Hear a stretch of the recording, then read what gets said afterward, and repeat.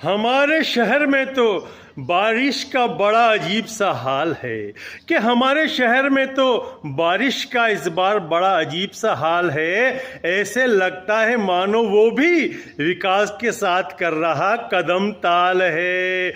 और पूरे जिले में, राज्य में, देश में भारी बारिश है, मनमोहक झरने, बारिश की आंधी है। और मेरे बूंदी शहर में बस बूंदाबांदी है, बस बूंदाबांदी है।